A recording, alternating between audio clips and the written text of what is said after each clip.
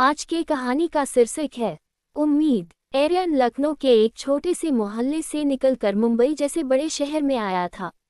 उसका सपना था कि वो एक बड़ा राइटर बने, लेकिन हकीकत उसके सपनों से बिल्कुल अलग थी। दिन भर वो एक मार्केटिंग कंपनी में कॉल्स करता और रात को थका हारा अपने 10 बाय 10 के कमरे में लौट आता। मुंबई की रफ्तार तेज थी, पर एरियन की जिंदगी मानो एक जगह थम सी गई थी। उसके पास कहानियां तो बहुत थी, पर उन्हें सुनने वाला कोई नहीं था। हर शाम वो मरीन ड्राइव पर बैठता और डूबते हुए सूरज को देखकर सोचता, क्या मेरी कहानी कभी पैनों पर उतरेगी। एक दिन अपनी पुरानी पैकिंग खोलते वक्त यूज अपने दादाजी की एक पुरानी चमड़े लेदर की डायरी मिली। उसके दादाजी एक स्कूल टीचर थे, लेकिन उन्हें खेती और मिट्टी से बहुत लगाव था। डायरी के पैनों में फूलों की सूखी हुई पत्तियां और मिट्टी की खुशबू आज भी बाकी थी। डायरी के बीच में एक खत मिला, जो उन्होंने एरियन के नाम लिखा था। एरियन बेटा, शहर की चमक में अपनी मिट्टी की महक मत भूलना। कभी कभी पीछे मुड़ना हार नहीं, बल्कि एक नई शुरू के लिए लंबी छलांग होती है। इन लफ्ज़ों ने एरियन के दिल को झंझोड़ दिया। उसने फैसला किया कि वो कुछ दिनों के लिए अपने गांव जाएगा। जब एरियन अपने गांव पहुंचा, तो वहां सब कुछ बदल चुका था। सूखा पड़ने की वजह से खेत बंजर हो रहे थे और गांव के नौजवान शहर की तरफ भाग रहे थे। उसका पुराना घर खंडार बनता जा रहा था।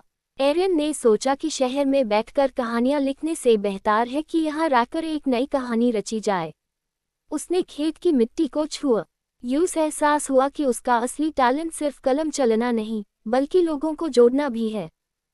एरियन ने गांव के लोगों को इकट्ठा किया। उसने ऑर्गेनिक फार्मिंग, जैविक खेती के बारे में सीखा और इंटरनेट की मदद से उन्हें नए तरीके बताए। शुरू में लोगों ने उसका मजाक उड़ाया, शहर से आया है, हमें खेती सिखाएगा, लोग कहते थे। लेकिन एरियन ने हार नहीं मानी। उसने अपने हिस्से की जमीन पर मेहनत की। 6 महीने बीत गए और जब पहली फसल लहराई तो पूरा गांव देखता रह गया। उसने सिर्फ खेती नहीं की, बल्कि एक डिजिटल प्लेटफॉर्म बनाया जहां से गांव वाले अपनी सब्जियां सीधे शहर के बड़े स्टोर्स में बेच सकते थे। इस सब के बीच एरियन ने अपनी डायरी लिखना कभी नहीं छोड़ा।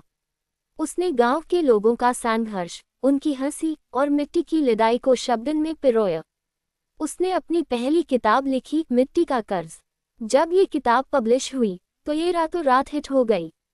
लोग सिर्फ उसकी कहानी के दीवाने नहीं हुए, बल्कि उसके काम ने कई श्री लोगों को वापस अपने गांव की तरफ रुख करने के लिए प्रेरित इंस्पायर किया। भाग 6, निष्कर्ष। आज एरियन मुंबई में नहीं, बल्कि अपने गांव के उस पुराने घर में रहता है, जिसे उसने फिर से जिंदा कर दिया है। वो अब भी लिखता है, पर अब उसकी कहानियों में शहर का शोर नहीं, बल्कि परिंदन की चाहत और खेत की सरसराहट होती है।